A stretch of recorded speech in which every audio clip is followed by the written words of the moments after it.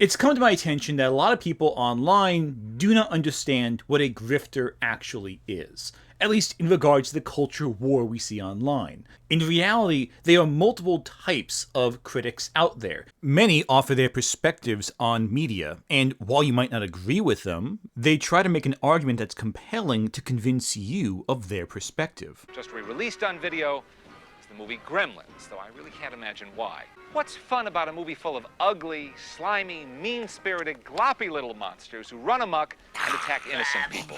Others are entertainers, less interested in giving you insight and more interested in giving you a fun 5 or 10 minutes. Some argue in bad faith, and some argue to push an agenda designed to sell you on an idea or concept that they can profit from, either in terms of you buying a physical product or in terms of you just consuming more of their stuff. Don't ask questions. Just consume product and then get excited for next products. However, because of the nature of criticism, we often might find ourselves confused. Is this a grifter? Is this just an idiot? Thankfully, I'm creating this video as a handy-dandy guide for you to watch in order to determine whether or not someone is a grifter or just bad at their job. But what is a grifter? What is the grift? What is the message they try to sell you? And how can you tell the difference even if someone is using similar grifter talking points between a true grifter and someone who's just bought the grift? A grifter refers to someone who tries to sell you an artificial solution to a problem they created, or rather, a problem that maybe exists that has no true solution. The grift can take multiple forms. For example, the old school grift was that of the snake oil salesman. I have in my possession serums and potions for every malady and misfortune that could possibly beset a wandering traveler such as yourself. People are just so desperate for a solution, they just bought hold of it. A critical grift usually takes the form of a critic arguing that there is a problem in the entertainment industry and that the solution is targeting some nebulous, unseen force, be it a studio head, a group of people, fans, etc., in order to improve cinema, or that cinema is being ruined by an active agenda being pushed behind the scenes. That's a nice argument, Senator. Why don't you back it up with a source? My source is that I made it the fuck up. They will never have actual concrete proof this agenda exists. However, they will often point to tropes, ideas, concepts, the appearance of certain actors as evidence in lieu of actual concrete evidence. And that's enough for some of their audience. Great example of this? When Shadiversity freaked out over Princess Peach wearing pants in the Mario film. Oh, Peach! Yeah. Princess Peach! Yeah. Give it her pants! Yeah. Friggin' come off of it. What he doesn't realize is this costume is from Mario Kart. It's a well-established outfit for Peach. Any real fan of Mario would recognize it because they've played Mario Kart. Shadiversity clearly has not. There are many people who believe that studio systems are against you, and that's not necessarily a grift. It's only a grift under certain circumstances, and I'm going to give you the tools in this video that are necessary to identify a grifter from someone who might have bought the grift themselves, or someone trying to offer you a solution to a real problem, or discuss a real problem. Because not everyone who discusses problems in the entertainment industry are grifters. Many aren't. Even if they disagree with you, they are not always grifters, and that's a distinction that's important to make. So what is the role of a movie critic? Some might say it's to give context to the emotions you feel when watching a movie or reading a book. To illustrate how one properly contextualizes information as opposed to improperly contextualizes information, I want to play 2 clips real quick. One is from OSP's Mary Sue video, and the other is from, well, you'll see in a second. Now to be clear, there are stories with a character at their center where the character isn't a Mary Sue. The distinction is that a Mary Sue warps the way the world works around them. Glorifying the Sue is prioritized over maintaining the established characterizations or the straight-up rules of reality. A hero might be at the center of the story, but they won't be the only important character. Luke might be the one blowing up the Death Star and saving the day, but Han's the one overcoming his personal demons and swooping in to save the kid's life at the last second, and Leia's the one sacrificing everything to get the plans to the rebellion in the first place. And we can't forget that the main drama in the story is caused by the presence of an equally fascinating villain to oppose our main trio. And that's the main false positive here. There's a difference between being the hero of a story and being the center of the universe. Now, Full context was given, every detail was elaborated, connected to the core argument being made, and it never once made any sweeping statements. She was always very focused on the core mechanics of what she was talking about, offering context to the audience as to what a Mary Sue was and how a character might function in a plot that demonstrates the point she's trying to make. Now compare that to this.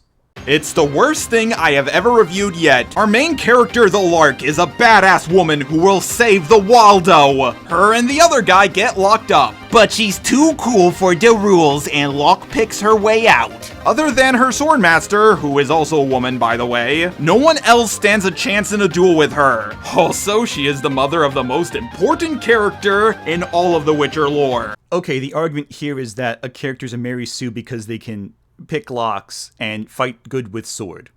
What context does that actually offer to the audience? Does it actually make a connection between the trope of the Mary Sue and what happens in the show? Does it articulate clearly what's going on? This is an example of an incompetent critic. Others might argue that the critic looks to see if a story or work of art accomplished the goals its artist intended for it when making it. What was the artist trying to accomplish? What did they do that aided them along this path, and what did they do that impeded their mission? To illustrate this, here's a clip from Siskel and Ebert's review of Jurassic Park. They're back after millions of years. Dinosaurs, of course, in Steven Spielberg's Jurassic Park. And the bottom line is that his special effects dinosaurs are truly thrilling, but unfortunately his human characters are not. Sam Neill and Laura Dern play archaeologists lured to a billionaire Richard Attenborough's nature park where he has grown some very real dinosaurs. He's looking for the scientists' endorsement. They're looking at the dinosaurs, and so are we. Jurassic Park has a number of peak thrills at the level of the attacks in Jaws, and it has moments of real wonder. But when the animals are off screen, the film really lags. That wasn't true if you think about it with Jaws, which had 3 marvelous characters hunting the shark. Jurassic Park only has Goldblum. The rest of the crew stands around and smiles or schemes. Still, thumbs up for me. The action scenes are really enjoyable. Needless to say, I deeply disagree with everything that Siskel and Ebert say in this review because I think it's a fantastic movie and the human characters are actually really, really good. But again, it's a review. It's a perspective. They offer their perspective at this time, and they're not trying to grift you or suggest some studio agenda is behind everything. Another example of this is this clip from Bravo's 100 Scariest Movie Moments from the early 2000s, where the movie The Last House on the Left is discussed. But what's interesting here is they have both a critic and the original director Wes Craven talking about the film. It's revolting and horrible and shocking and visceral and taboo-breaking and nasty and unforgivable. It's a simple story encapsulating kind of so much of the human condition about violence coming out of people that you never think it could come out of, or nations. It became a sort of political statement about the nature of repressed violence in American society. What I love about this clip is that it shows the critic taking Wes Craven's film on Wes Craven's terms, interpreting the film as he intended it to be interpreted, and seeing how the violence aided it in its grisly message. That's an option. Or you can just say if it's good or not, you know? Roger Ebert wrote many reviews in the Chicago Tribune about how certain movies just plain fucking sucked. I hated this movie. Hated this movie. Hated it. Hated every simpering, stupid, vacant, audience-insulting moment of it. Unfortunately, online, where everyone has a voice, intelligence is not always the case. Of course, that's not to say that people before the internet were informed and able to make critically fair assessments of media. Mazes and monsters is a far-out game. Swords, poison, spells, and killing. Hey, it's all imagination. Is it? Back in the 80s when slasher films were becoming popular, there was a lot of controversy regarding the film Silent Night, Deadly Night. Silent Night, Deadly Night had a lot of people protesting it out of fear of it being inappropriate for children. This was not grifting because their outrage was genuine. They genuinely believed that this was going to cause irreparable harm to their children, watching a movie involving what they believed to be a killer Santa Claus. The movie is not about a killer Santa Claus, however. The advertisements made it look like that, but that's not what the movie was about. However, just because they're not grifting does not mean that no one stood to profit from the outrage. And Silent Night, Deadly Night now has the distinction of joining I Spit on Your Grave as one of the two most contemptible films I've seen. And I don't mean to think it's campy. It really is quite awful. But the producer claims critics had other motives for reviewing the film. They were coming off an enormous amount of publicity on that picture, and I think that they knew that by reviewing that picture on their show, they would get higher ratings. And Ira Richard Barmack produced it.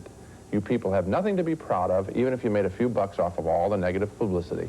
Your profits truly are blood money. Shame on you, Siskel, and shame on you, Ebert, because I don't believe you. I think it was the height of hypocrisy for them to take that attitude. If they genuinely were horrified at the picture, they know very well that the most effective thing they could have done is to not review the picture. In this case, their outrage was not a grift. It's a historical example, yes, but it's important to point out, hey, historically, there have been outrage groups against these films. Alternatively, something like the Hays Code could arguably be seen as a grift. Someone trying to censor film due to a perceived fear of societal backlash to film, that film might corrupt the youth. Same thing happened with Seduction of the Innocent in the comic book sphere. Frederick Wortham attacked both horror comics and superhero comics, the former for inspiring acts of violence and cruelty among youth, and the latter for encouraging, of all things, homosexuality. Now, does that sound somewhat familiar to you today? Children are affected very, very early on. You know, you can see kids that they grow up in a horrible, violent household, and look how that kind of messes up their mind. Studies show that kids that experience trauma and stuff, it affects them later on. So if they're growing up and they're seeing, you know, lesbians and gays on Disney Plus, they're already conditioning themselves that, hey, I want to suck dick. That's a nice argument, Senator. Why don't you back it up with a source? My source is that I made it the fuck up. Research indicated, though, that most of this critic's studies were completely bogus. He made up facts wherever he went. The release of Dr. Wortham's notes and the subsequent research done by Ms. Tilley validated the years of criticism the book had received. There are many examples where Dr. Wortham omitted or added to what was related to him by his subjects. In some cases, he attributed statements from one person to another person or persons, and vice versa. In other words, he manipulated statements and edited out contradictions to support the claims his book was making. Furthermore, he apparently included secondhand information provided to him by contemporaries and by parents without independently verifying its authenticity. Overall, Seduction of the Innocent is a case study in how to falsify evidence to strengthen a position not supported by fact. This guy made shit up about the comic book industry. He came up with fake studies and fake examinations. He argued that the comics were saying things that weren't actually happened. But he played on the uncertainty and ignorance of his audience in order to convince all the way up to Congress that comics were somehow corrupting the youth of America. In my opinion, there's no difference between what these guys did and what modern-day grifters online are doing. The only difference is they're doing it directly to the audience as opposed to petitioning Congress to make moves for them. Let's set up a few tiers right now. The first being critics you just don't agree with. There are many critics out there who I personally don't agree with. For example, John Campea. John Campea, I think, is the personification of that one Red Letter Media meme. Don't ask questions. Just consume product and then get excited for next product. A lot of that crowd from the AMC Theaters group, Christian Harloff, I think was another one too, they tend to have this kind of mentality of just hyping up products and projects. And I didn't always think they made a lot of sense, but I do think that John Campea is authentically a critic. I don't agree with him, but he is a critic.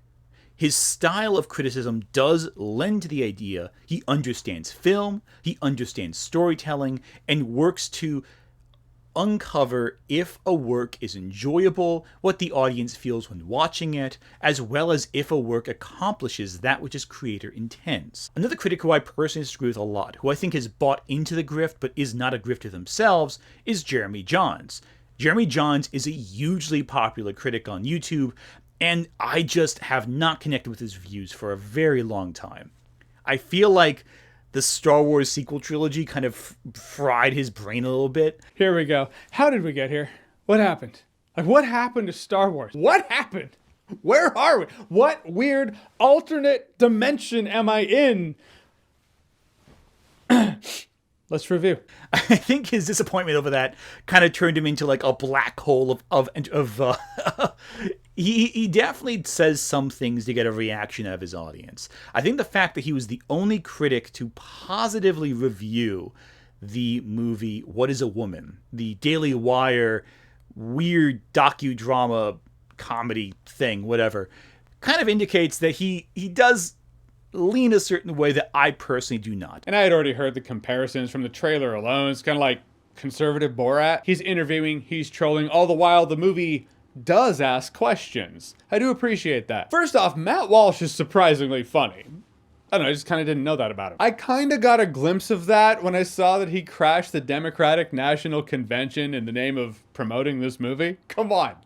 That is funny. He does want to provoke a reaction of his audience. He has a political agenda that aligns himself more with a side I personally disagree with. Are these experts with their workshops and their books really trying to heal the world, make it a better place? Or are they perpetuating the problem, keeping it around because they found something to monetize? But all in all, had myself a good time and some good laughs. No alcohol required. Does that make him a grifter? Well, no. He still critically reviews the films, and though I disagree with his conclusions, he's still reviewing them. He's still looking at film in the context of emotionally contextualizing what the film is trying to do.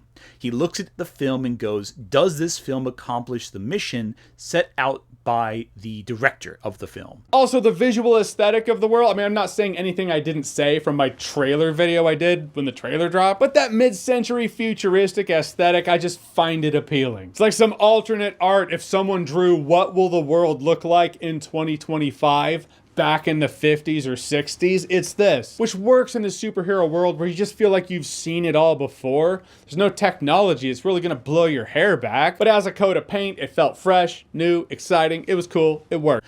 I think his conclusions are different than mine are, but he's still using the same techniques that I would in that situation when reviewing a movie. Therefore, he's just a review I don't agree with. I think he's an interesting voice in the discussion, of course, because he offers a counter-argument to a lot of what people on my side might say, but he is still a voice. He also did do blackface that one time for the Twilight review. That was a thing that he did. That was weird, I'm not gonna lie. Another tier I briefly want to touch upon are the reviewers as entertainment. Reviewers whose intention is not to actually give you insight, but just entertain you for about a half hour or so. This is the Nostalgia Critic section, someone whose reviews are not very insightful, but are more focused on creating jokes and memes based on the movies. This is also where I put CinemaSins. These groups of people are people who go into every movie with the same intention, to criticize, to find something to make a joke about, to have memes made about the film. And these guys aren't really critics, not really. They don't really offer meaningful critical analysis because the entire time they're focused on providing a product for you to enjoy. Looks like this movie spent half its budget on rain machines and made sure key scenes took place with them involved, so we couldn't hear the dialogue. This bit right here sucks because it's the last scene with rain in it in the whole movie, and it's like 5 minutes in. These folks are also not grifters because they're not trying to grift you for anything. They're just trying to make entertainment. That means that as a critical experience, their words are less than useless.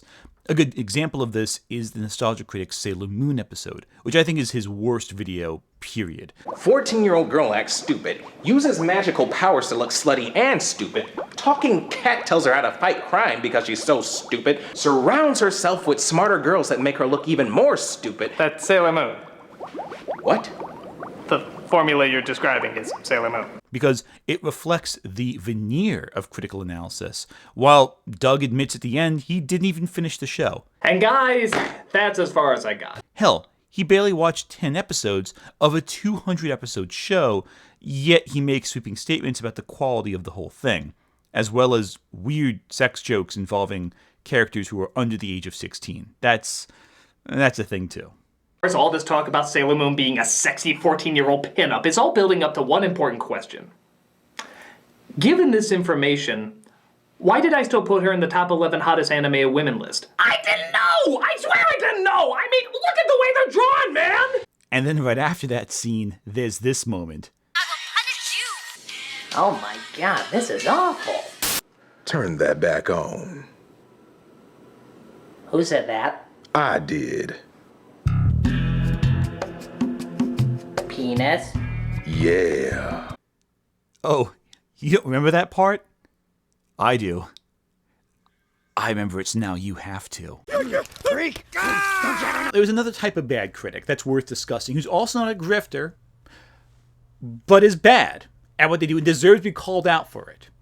The bad faith critic, or just the bad critical analysis critic. You see, the thing with Jeremy Jahns and John Campea is that neither are bad at what they do. They both offer a perspective that I don't agree with, from a lens I don't agree with. What they point out is still a fair point, even if I don't agree with it. There are many critics out there who look for the worst possible read of a work. In many ways, they might misrepresent the work, not so much for a grift, but for the entertainment value of a video. And I'm not saying that every critic has to be right, as if right even exists, but there are many critics out there who do tear into a work in a way that's just absurd. A great example of this is my old dear friend of the world, Lily Orchard. And years afterwards, I was dealing with trying to wring analytical content out of shows that all go bad in the same boring, predictable ways, to the point I just got so tired of it. That's why I don't like adventure fantasy as a concept. They're all the same, and you try coming up with a new script every 2 weeks to describe Adventure Time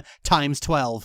Lily Orchard is a great example of a terrible critic who is not a grifter. Her critical style is horrendous. The Last Wish is a by-the-numbers adventure fantasy that stole its aesthetic from Kingdom Hearts and its theme from Soul, but it had a red-eyed edgelord furry as the bad guy, so clearly it's the savior of animation forever from those evil chick flicks. She fails to comprehend basic information in front of her. But the superficially mature is something that only young teenagers enjoy.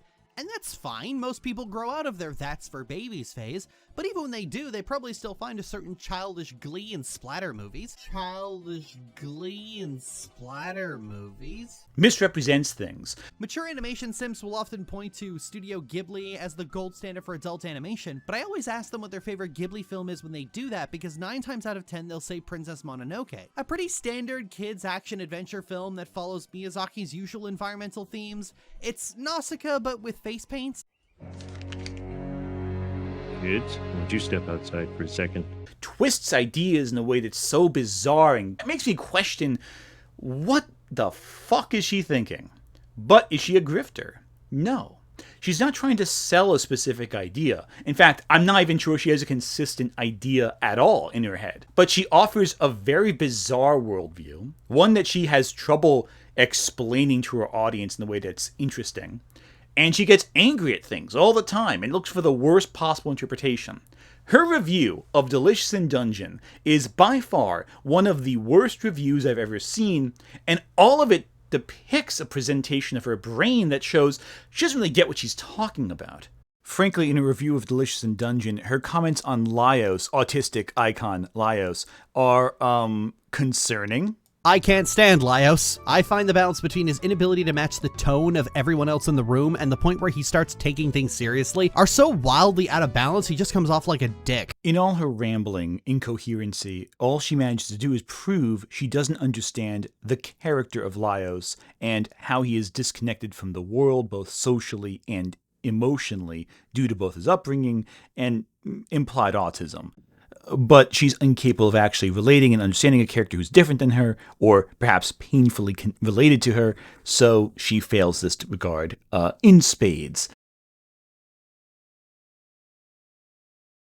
And the problem I have is that an autistic person's disposition is often attributed solely to their autism and not to anything else that informs your personality. And not just by neurotypical people and fucking autism moms, autistic people do this as well. A neurotypical person is allowed to be a petulant little antisocial asshole, but if an autistic person does the same thing, people often go, well, that's the tism for ya. Laios' autistic traits are hyperfixating on monsters and looking at social cues and going, huh, I wonder who that's for. But he's also such a nihilistic misanthrope that that he doesn't really care to address or consider either of those things, which compounds both of those issues, not least of which being that he's reached the age of 26, still clinging on to an idea about humanity born from being a miserable teenager in an egg-ring backwater hellhole. Ignoring the fact this read is really ridiculous, it's also staggering how she could watch scenes like this and think Laios hated humanity. If it was so hard to be around me, you should have told me back then so I knew. I'd finally made my very first friend on the island. Did you expect me not to be excited about it? She tries to explain topics about cinema and storytelling that just don't make sense and don't align properly with the reality of what things are. She boils things down to a level that's overly simplistic when they should be complex, and overanalyzes simple ideas when they're simple. Add to that her tendency to get angry at shows that she's recommended to by her peers and audience. I have a rule about not taking recommendations. You see, when I was 11, my brother and his friends made me play a really sad visual novel about a girl dying of kidney failure, and ever since then I've had trust issues. It's also why I have a rule about going into everything pre-spoiled. In general, recommendations are sought for affirmation first and foremost, and as the average schmuck in the YouTube comment section knows about as much about your taste as they do their own. And, frankly, her refusal to engage with ideas that others present once she comes to a conclusion herself. I swear, covering anime when you aren't a weeb is like saying Bloody Mary in the bathroom mirror. If you're negative, you're gonna have the screeching of 1,000 illiterate fucksticks descend upon you like a horde of sweaty, unwashed, transphobic bats. And if you're positive, you're gonna have 100 different shows recommended to you, ranging from the understandable to the downright deranged. She's not a good critic and is really bad, especially due to her tendency to demonize creators that she doesn't like, as well as her own critics. Case in point, me. But I digress. I'm not bitter or anything. I think she's ridiculous. So, again, won't miss an opportunity to make fun of Lily Orchard in here, but I will give her this. She's not a grifter, because she's not selling anything. She's not clever enough to market herself that way. Also, don't forget, she also is accused of several awful, actual illegal things. Can't forget that detail. Another critic I think is worth discussing in this sense are lazy critics who just talk about movies but don't really have much to say about them. A great example of this is Jesterbell. As someone who considers myself the Lorax of Harley Quinn, the person who screamed relentlessly day in and day out for years for DC Comics to stop the horrific things that they did with this character that was once simply a part of a children's Batman cartoon, I feel that it was only a matter of time, whether it happened early on or later on, that I would get around to doing this video.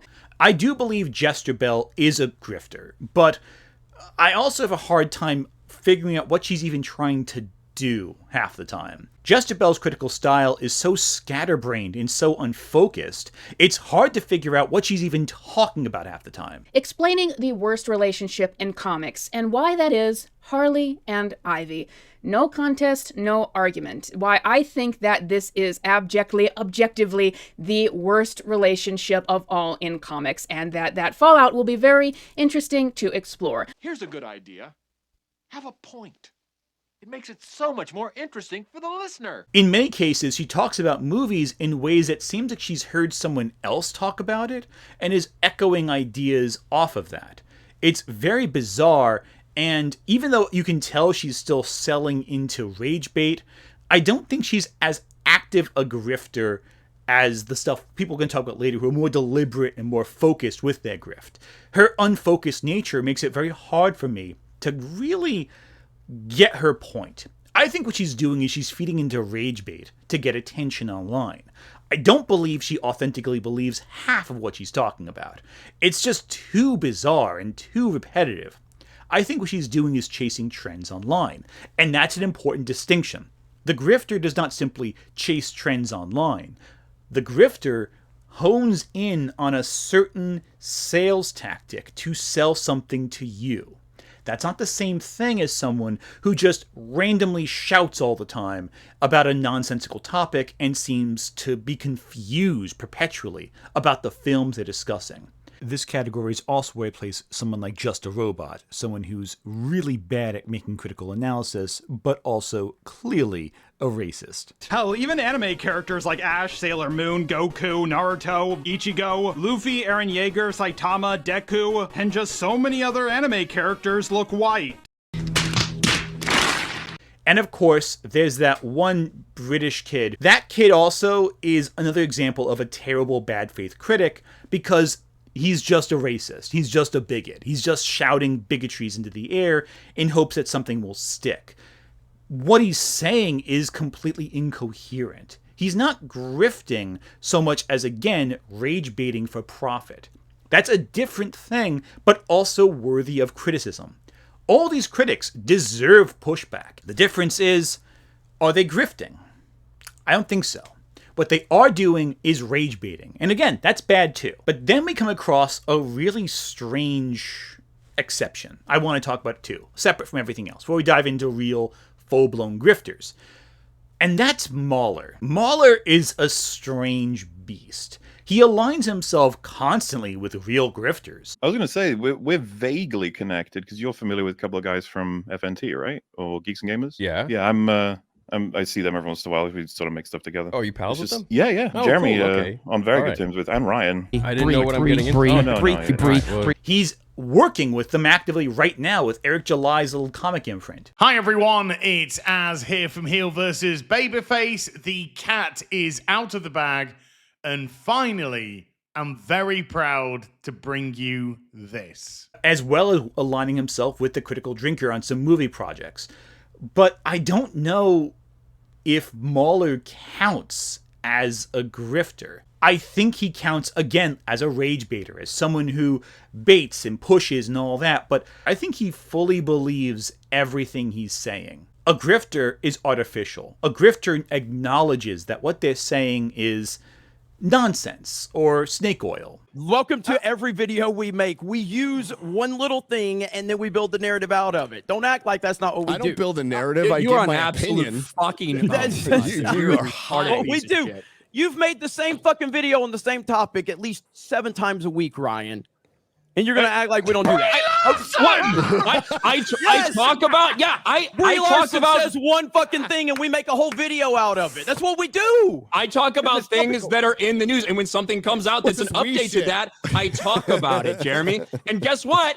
If fucking there were more episodes of One Piece coming out and I cared about something like that or something that was topical to that, I would be talking. At least on some level.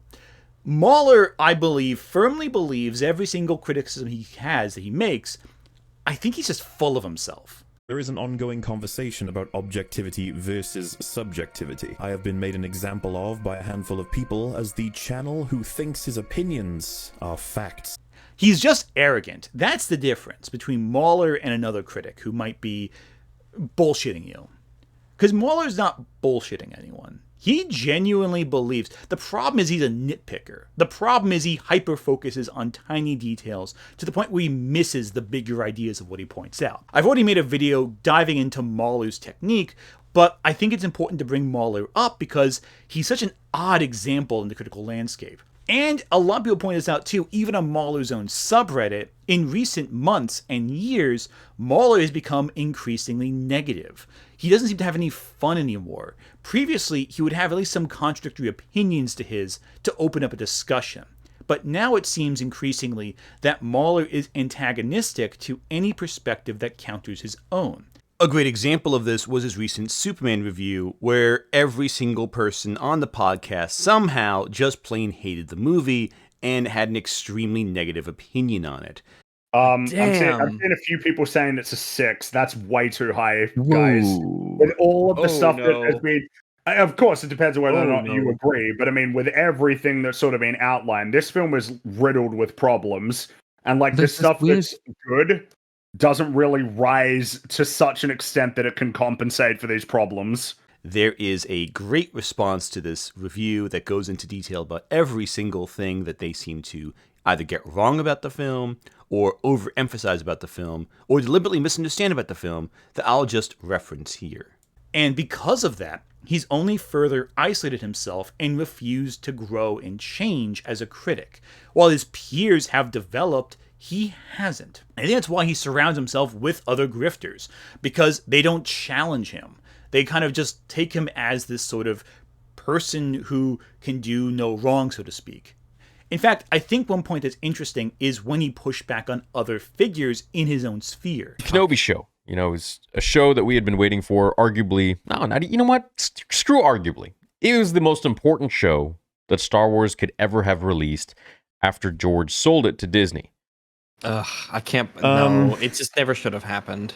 It's the most important show they could ever release. Maybe? Well, no, because they had we had both ends of it. We had episode 3, we had episode 4. It was totally unnecessary. Most notably, Star Wars Theory's criticisms about Andor. I was going to say that sort of feels like maybe where we split significantly, where I thought Andor was excellent and it's the best thing that Disney's ever made for Star Wars, while you don't want to sell you in a particular way, but you think it's boring and maybe good, but not Star Wars. Blade Runner-ish is we see Kathleen Kennedy is a problem, as of course has been highlighted now by South Park. But we actually see Jon Favreau and Dave Filoni also to blame for damaging Star Wars. Meanwhile, I think you see them as more the correct custodians to take it forward. I think they're the only custodians we have. And because of that, it kind of pushed Star Wars Theory out of the circle he had been starting to come into over the last few years. Star Wars Theory, by the way, I don't know if he's a grifter or not, but I do believe that he also partakes in a grift of sorts. Though I will say this, I think a problem with Star Wars Theory is that Star Wars Theory is a grifter, what I'm talking about. Every video he makes hyper-emphasizes a small problem into a big ordeal, sometimes not even addressing things. About a year ago, there was a controversy that was started when Star Wars Explained, another Star Wars criticism channel, started discussing how certain figures in the Star Wars critical landscape, who are grifters, were being extremely bigoted towards minorities. I want you all to pay attention to something that is not mentioned in the beginning of this discussion. Dear Team YouTube, last week, actor Amanda Stenberg, they, posted candid comments to Instagram about the rampage of bigotry and vitriol that she had received since leading the cast of The Acolyte, the latest addition to the Star Wars universe. Stenberg's experience is not new. In fact, this known tactic was initially provoked by former Breitbart news editor Milo Yiannopoulos, who aggressively targeted Ghostbusters actor Leslie Jones under the guise of film criticism. After prolonged insults against her Ghostbusters character resulted in harassment against Jones on Twitter, Yiannopoulos claimed Jones was playing the victim when she called for action against the harassment. The aggressive gaslighting of Jones' experience resulted in Yiannopoulos being banned from Twitter. 8 years later, Yiannopoulos' playbook against marginalized actors has burgeoned into a multi-million-dollar business on YouTube, which has been permitted to develop unchecked with the help of YouTube's partner program. This playbook's biggest target, Star Wars. As fans of the Star Wars franchise, we have tirelessly witnessed a handful of YouTube creators continuously drive prolonged insults and harassment against marginalized actors and members of our community. Enough is enough. The Star Wars fandom demands that YouTube enforce its community guidelines against prolonged insults and incitement of targeted harassment towards women of color by demonetizing the following YouTube channels: Geeks and Gamers, Ryan Cannell, RK Outpost, and Nerdrotic. Noticeably, there are 3 channels mentioned and none of them are Star Wars Theory. Geeks and Gamers championed RK Outpost with 319,000 subscribers, a channel that frequently targets marginalized actors, including Moses Ingram, a Black American cast member in the TV series Kenobi. Days before Ingram called out racist backlash against her Instagram, RK Outpost called Ingram a quote-unquote lunatic who can do nothing other than play the victim. RK Outpost has recently referred to Ingram's Kenobi character, Reva, as dumb and, well, a certain slur I don't like to say out loud. They made this whole big statement that went into detail about all the details about the situation in Star Wars fandom, and they mentioned Star Wars Theory briefly as someone who was influenced by these grifters. The hate campaign against Amanda has been so profitable that many other major YouTubers have joined the attacks on Amanda, and this is where Star Wars Theory enters the picture. At the bottom of this document, as a side note, including Star Wars Theory with 3.3 million subscribers, easily the biggest channel mentioned here. How many more good faith content creators will turn to profitable hate campaigns if this behavior is permitted to continue with no repercussions. And Star Wars Theory made the entire controversy about himself. Welcome to another video. This is one I didn't want to make. I didn't think I would have to make, but at this point I've kind of had enough. And we're going to go into a lot of detail here with fellow Star Wars YouTubers, Star Wars Explained, a few others. Just shitty to me in general. I'm going to tell you guys about my experience. These people who are leading a campaign, an organized hate campaign for years against me, and now I see that they've lumped me in with some of my colleagues and friends online to have our channels demonetized and essentially sending a letter to YouTube to abolish, destroy. I know Alex is behind all this, but he's just such a sackless guy that he just can't do it himself, and he has to have his wife do it for him. People aren't watching your stuff, even with all of the free press and extra stuff that Lucasfilm and Disney give you. I mean, maybe that should tell you something. Maybe people just don't like you. All while selling his replica lightsabers in every single video he made. Is it about This Week in Clickbait? Is it about Alex not being able to sleep at night and you having to freaking coddle him so that he could sleep because another channel was putting out content that was getting more views? 15% off sale is now officially live. Go to theorysabers.com right now and use code SABERSCHOOL15 for 15% off the entire site. Now, am I saying Star Wars Theory is a grifter? Yes, I am. I'm saying that he rage baited to create advertisements to sell his replicas about an issue that didn't involve him. He put himself in there, and in all of his discussions about it, he was selling his toys, selling his business, talking about how any criticism of him is an attack on his business, an attack on the people he employs, and how dare this man, again, he made it all by himself. He made up a problem that wasn't a problem about himself, and he did it all as an advertisement for his business. I think the entire thing was extremely artificial and extremely petty.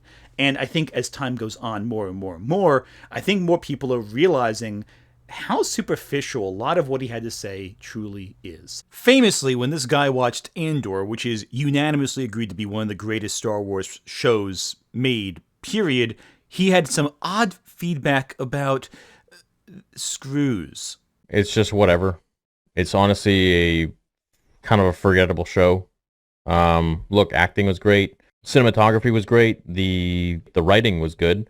But it was a lot of little things. I mean, when we saw the camera in the previous episode, there were like screws in the wall.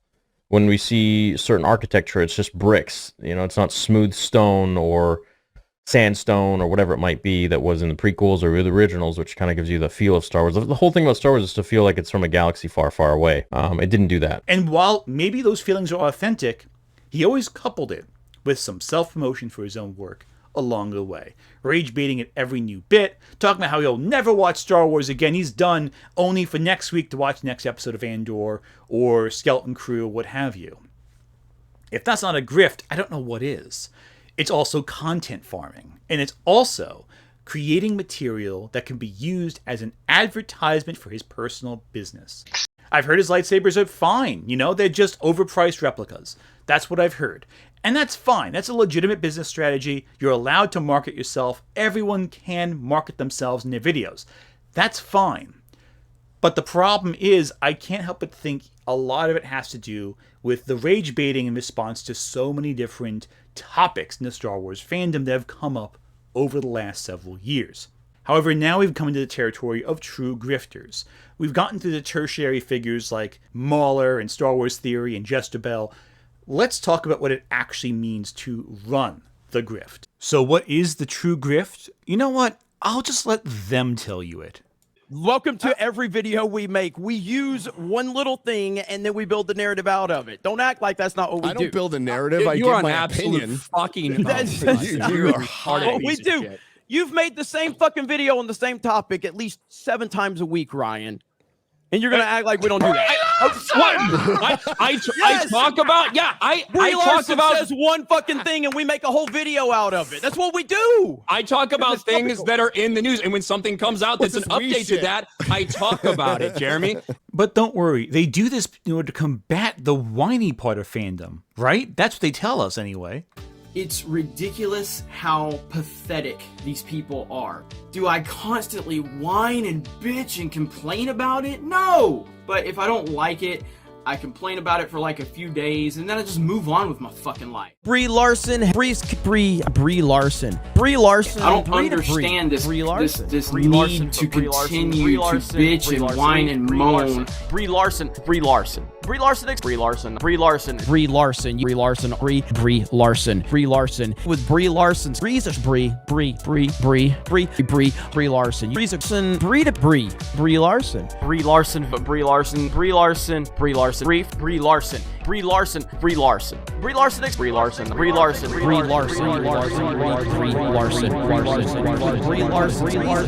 Welcome to every video we make. We use one little thing and then we build the narrative out of it. Don't act like that's not what we do. I don't build a narrative. I give my opinion. Fucking I'm talking about guys like The Quartering, Nerdrotic, Geeks and Gamers, RK Outpost, whatever his name is.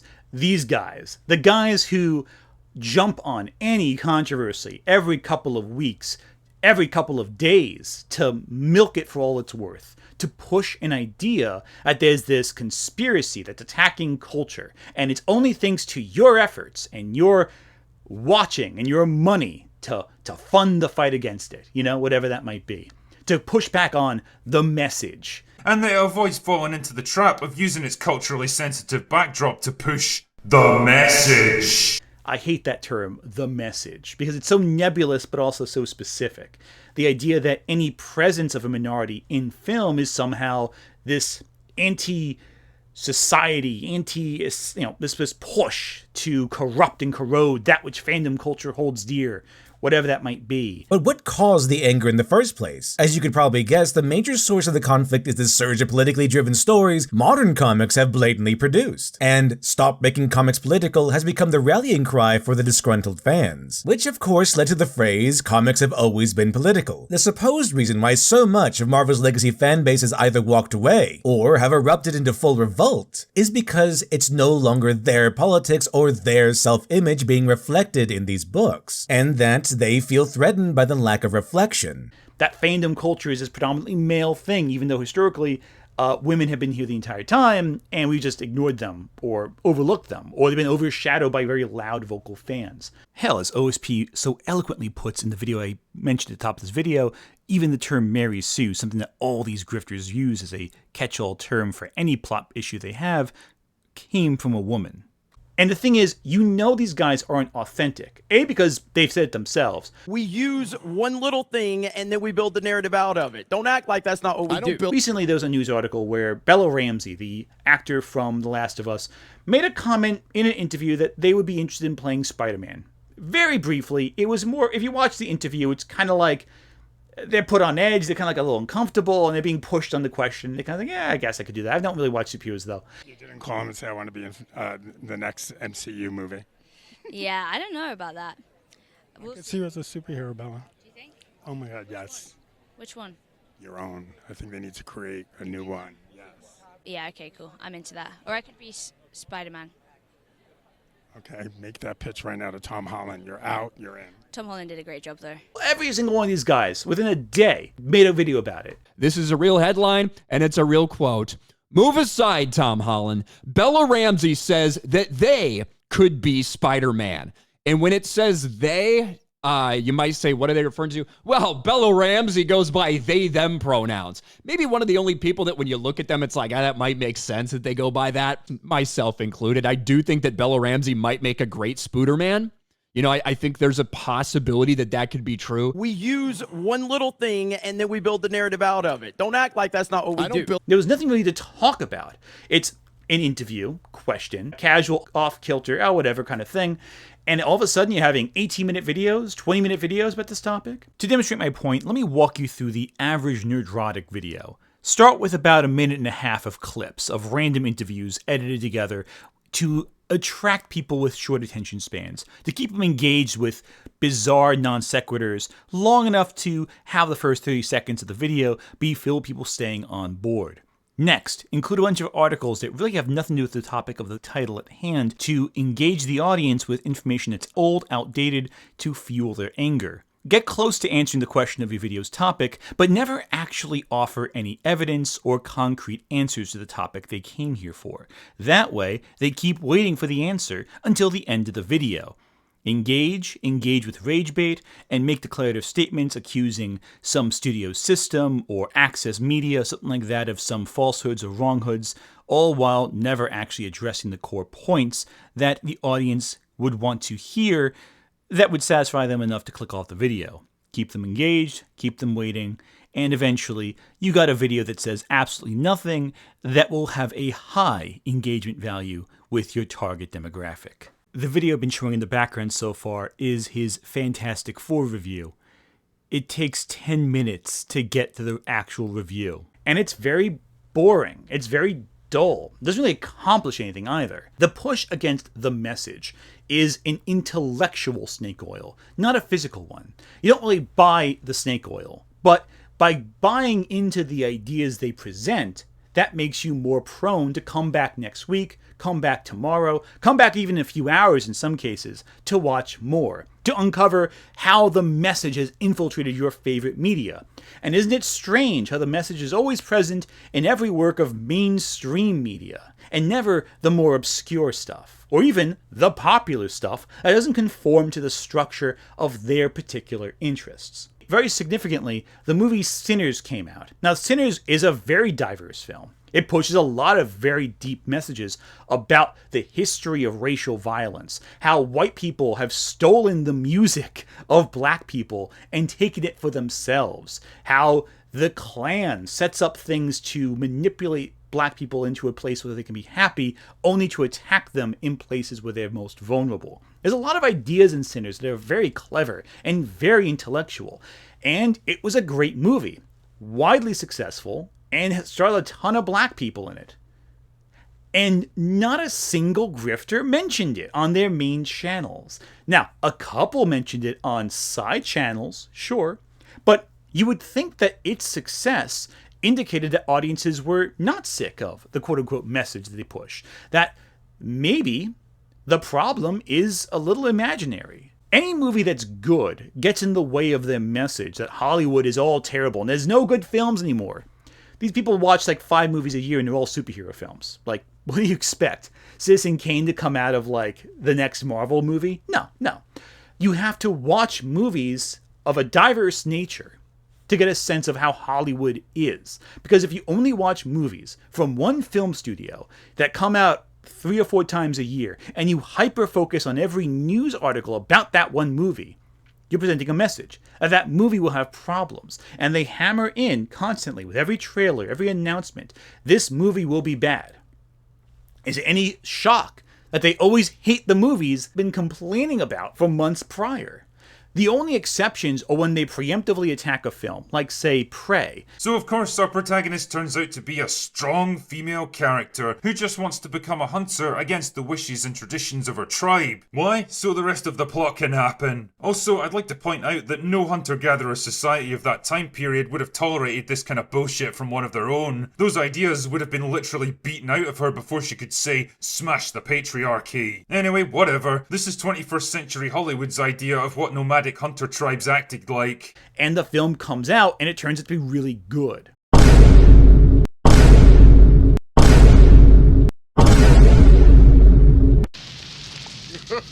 I'm pleased to say it's way better than I predicted after watching the trailer, so color me wrong on that one, I guess. You know, that's the exception, though you will sometimes still see grifters taking Prey and arguing it's terrible, somehow. Prey, however, was a female-led predator movie starring an American Indian named Naru, whose character and narrative are full examples of the girl boss archetype. The story we're promised is about a 1700s Indian versus a predator. A cool concept, in theory. But the actual story is very much a girl power fantasy starring an insufferable girl boss. And few things illustrate this better than her flimsy motivation driving her to become a hunter. And no joke, this video later argues that Prey would have been massively improved if the protagonist gave up her dreams and went back into kitchen, essentially. I'm not even joking.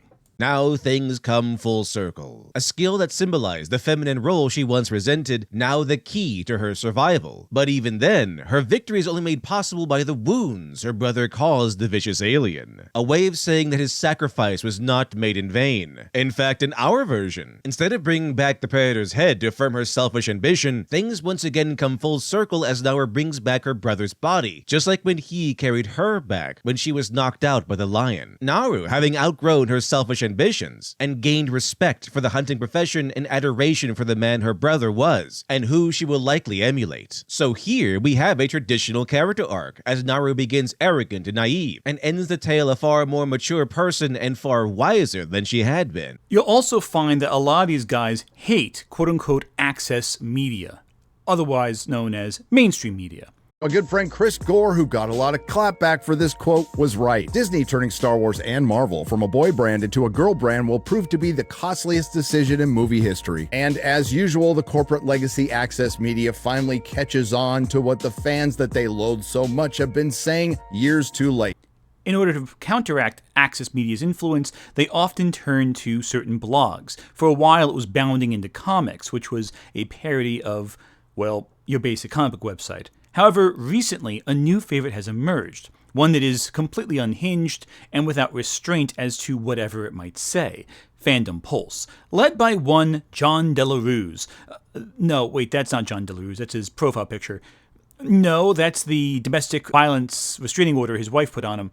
There we go, that's John Delarose.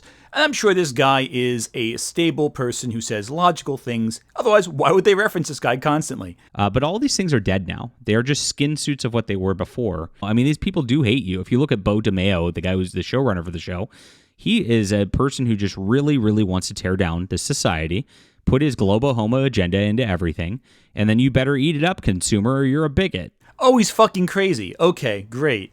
But again, that's an idea, one that keeps you coming back for more. There are other grifters that take the grift and apply it to some company. Some, like the Quartering, leverage it to sell coffee beans, a business that apparently is not doing too well for the Quartering. But others sell a counter art to the mainstream art they're fighting against. And nowhere is this more clear than in the movement of ComicsGate. ComicsGate was a counter to the diversification of comic book media that started really in the 2015s, 2016s or so. Stuff like Ironheart, for example, that pushed diversity further into comics, became a target of nebulous anger and rage. Now, of course, most of these ComicsGate guys would hyper-focus on like a couple different comics that were written and ignore everything else. For example, very few of them actually read the Kamala Khan stories. They hated Kamala Khan, but they didn't seem to actually read Kamala Khan. Alternatively, when it came to Ironheart, they focused on the first few issues of the Ironheart run by Brian Michael Bendis. More specifically, the scene involving the teacher in the comics, which admittedly is also terrible. Now, I have criticized the Ironheart run by Bendis did. I think it's terrible, but I also can articulate critically what aspects of it don't work. A critic can criticize work that grifters target as well if they provide critical analysis, not just bland, outright rage. Most ComicsGate critics could articulate a thing was bad, but they couldn't articulate why it was bad. And as a result, beyond just simply the message was in it. As a result, they created a nebulous narrative that the message was infiltrating comic books. And several figures came forward to say, well, I hate mainstream comics, I'm going to make my own. And they used their audience on YouTube to leverage in crowdfunding campaigns to produce their comics. Remember that guy who bullied Peter Parker and stole all of his girls? Well, it turns out he made a comic book, Cyberfrog Blood Honey. Now, on one hand, if you have an audience that values what you have to say, it's not a bad idea to market a new idea to them. And the audience can then choose to accept this new media work with open arms or reject it. The problem is a lot of ComicsGate crowdfunding campaigns were either of poor quality, despite a lot of money coming in, or were basically delayed, undelivered, and in some cases, even years later, had unfulfilled promises to their backers. Nowhere is this more clear than with Ethan Van Sciver. Cyberfrog was the flagship character of comics industry veteran Ethan Van Sciver. Van Sciver would temporarily retire the character to start work under Marvel and DC, where he'd eventually create a whole roster of characters such as Dust, who could be argued was Marvel's real first Muslim character, and Jessica Cruz, who actually showed up in the movie DC League of Super Pets. Ethan Van Sciver was a DC artist who was pretty prolific at DC. However, after departing from DC for reasons that are nebulous, then I won't speculate, even though I've heard some things, he jumped on YouTube, became a YouTube artist, and then eventually started joining in the ComicsGate movement. Ethan Van Sciver was going to reboot a comic he had done back when he was a younger man in the 90s. With the launch of Cyberfrog Blood Honey, a colossal crowdfunding success story grossing over $1 million in funding, making it one of, if not the, most successful crowdfunded comic at the time. He required $500,000 to produce 44 pages of a comic. Most indie comics can be written for about under $10,000, but I digress. You gotta pay artists, you gotta pay letterers, you gotta do all that, inkers. I get it. It's expensive, but not $500,000 expensive, especially for only a single issue. And he promises backers, delivered copies, bonuses, this, that, and the third. And when it was time to deliver, nothing.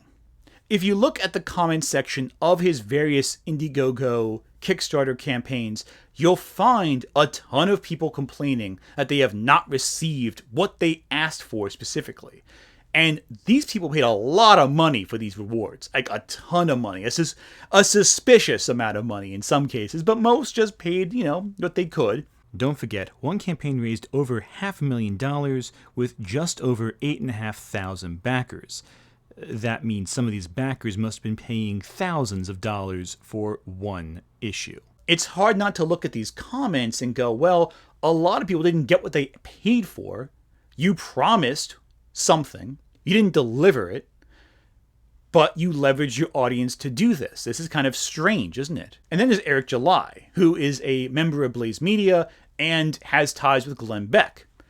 He also jumped in ComicsGate and also produced comics, I would say, more successfully. And currently, Eric July is working with just about every single grifter we mentioned before, also Mauler, to produce more comics. He is leveraging his license that he's created, and he has made some comics, admittedly, of poor quality. Granted, the price of his comics is absurd, but he at least has comics available for sale. He leveraged his audience, again, the same way that Ethan Van Sciver did, only he delivered. And now he's expanding his independently driven comic books with other notable grifters who are using the culture war to push an agenda to present their comics to the world. It's hard not to see this as someone trying to push a product as a countermeasure to a problem they've created. To combat the message, you must support their independent, low, small art. Is that a grift? I'd say so. It's very clear these are low-effort productions designed to push product and circulate money above all else. And credit where credit is due, Ethan Van Sciver has pointed out that Eric July's art is, terrible. Sciver is many things, but a bad artist he really isn't. And he notices when his competition takes shortcuts. But there's one person I ignored. The Critical Drinker.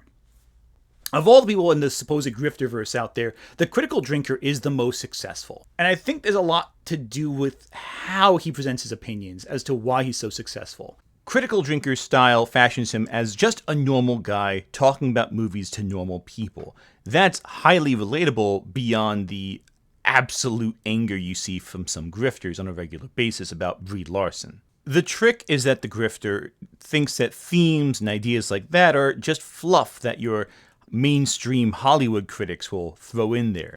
You know, I've talked a lot lately about the problem of themes in movie criticism, and the tendency of today's reviewers to overlook a movie's objective flaws, rather than exercising some actual brainpower to understand why its functional elements don't work. If it's not clearly available to someone with an 8th grade reading level, it doesn't exist. That's his main perspective.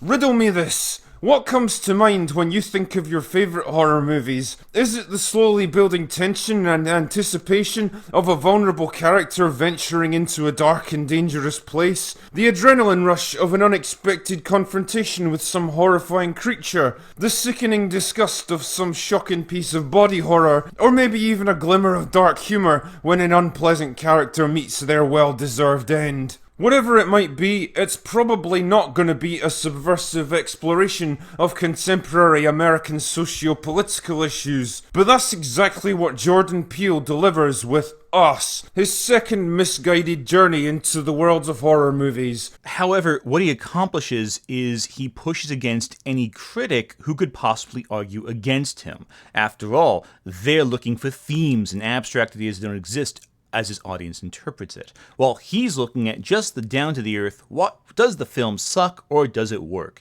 And in doing so, he can ignore whatever aspects of the film he doesn't like, as the director intended, in order to just push his interpretation of the story. Going back to the example of Last House on the Left I made a very long time ago at the start of this video, he would watch Last House on the Left, ignore Wes Craven's intentions, and just go, wow, that's pretty violent, isn't it? Hell, let me be honest, he'd probably argue that cops, meant to represent the inability of law enforcement to actually protect people in a violent world, are somehow demasculating men or something. Also, he demonstrably knows very little about films, and his film diet is very limited, as is the case when... I'll just play the clip. There's a reason people, like in the West, are starting to draw more and more towards Korean or Japanese filmmaking. It's precisely because it's a bit different from what we get. And that's a good thing. Yeah, what is the most recent Japanese film, or at least entertainment, that you enjoyed so far? What am I thinking of? See, a lot of them would be older ones, like Old Boy, for example. Okay. I really enjoyed that one. I know it's not Japanese, but yeah, probably stuff like that. Crouching Tiger, Hidden Dragon, I really like that. And it's like Chinese. Just say Shin Godzilla or something, dude. But yeah. He also does the whole grifter thing, but he does so in a way that presents entertainment to his audience. Is he wrong? Oh yeah, very often. He has made some reviews that are completely outright falsehoods, misrepresenting films he reviews and hiding reviews of films that he should have reviewed in his main channel, like Sinners. Though strangely, he reviewed Weapons, and lately has been trying to push different films like the underwatched Red Sonja, but it doesn't change the fact that the vast majority of his work is Marvel, or Disney, or superheroes in general. Though I gotta say, it's kinda odd you reviewed Weapons immediately. I can't imagine what reason might have caused that to happen. The message! Also, Weapons gets 30 minutes across 2 videos, while Sinners gets under 5 in 1. Seems a little, disproportionate there, buddy. His main channel consists primarily of videos about mainstream blockbusters, but very rarely does he offer any counter-argument on his main channel to his narrative. He does not challenge his narrative, but it seems like every movie that comes out just further pushes his ideas. He will change video descriptions of older videos to align better with popular consensus when they come out. Most notably, his video on Prey. He was very critical of the trailer to Prey in a way that I think reflected the culture warrior grift. If Arnold fucking Schwarzenegger and his pumped up buddies armed with state-of-the-art weaponry got wiped out almost to the last man by just one of these things, then what kind of a chance has a 100-pound girl with a bow and arrow got against it? Well, according to the trailer, nah, it'll be fine. The point of the Predator films is that every single warrior who fights the Predator has to be tested with their skill and cleverness as opposed to their weaponry and arsenal. Even Arnold stripped down his weapons to nothing before fighting the Predator. This implies you forgot the plot of the movie you're supposedly defending. But he changed the title when the movie came out and people really liked Prey. Now, is that a deception on his part? Who's to say? The video is still up, just the title changed. But the way he presents his topics shows he is very mindful of how he markets his image to audiences. If you watch his videos on theme and the mechanics of storytelling, you realize very quickly he has a very nebulous understanding of criticism, but he presents himself as an authority to his audience, and dismisses critics who talk about theme, who talk about ideas, subtext, who talk about implication of narrative, and who try to analyze film on a deeper level. by presenting this nebulous, ironically postmodern perspective that it's all nonsense anyway, that there's no concrete way of discussing it, and therefore it's his critics making stuff up as they go. An interesting counter-argument, considering he also pushes against the modern perspective of certain people and the questioning of societal norms in storytelling and society. In this case, the grifter pushes an idea, an agenda, a message to the audience that there is some enemy of their hobby. And it's only thanks to their critical analysis or their counterculture product that you can combat and fight this nebulous threat that's ruining your entertainment industry. So where does that place someone like myself? Where does that place someone like the Birdman or any number of anti-grifter critics online? Well, safe to say we're not grifting. We're not trying necessarily to sell you an idea, but rather to unsell you on an idea. That's the opposite of a grift. We're not taking an imaginary problem with an imaginary solution. We're taking the snake oil and telling you its ingredients. To argue is the core tenet of criticism. To take ideas and disentangle them is a core component of narrative critical analysis. If we do not have counter-arguments and discussion and argument about media, we are not engaging in good faith. We have to push against other perspectives in the critical landscape, because through discussion, through analysis, through counter-arguments, we're able to really determine the true depths of where art is. A critic who's trying to sell you on a bad idea, if you do not counter that, will influence others to misunderstand the arts. And by misunderstanding the arts, they'll misunderstand the society that created that art. They'll become incurious. They'll become detached from what we're talking about. And to do so is a net negative. It harms the arts. It harms our perspective. It harms what we want to see. And it spreads misinformation. After all, it was misinformation that led to the Hays Code. It was misinformation that led to the Comics Code Authority. It was misinformation that led to Silent Night Deadline being banned almost, being taken off the theater's track almost immediately. It was misinformation that led to people believing D&D was a satanic, seductive force of the devil. That's kind of far out. Mazes and monsters is a far out game. Hey, it's all imagination. Is it? Without countering a grift, you allow it to flourish. And if it does that, who's to say what happened next? To avoid fainting, keep repeating. It's only a movie. Only a movie. Only a movie. Take as much as you can. Only a movie.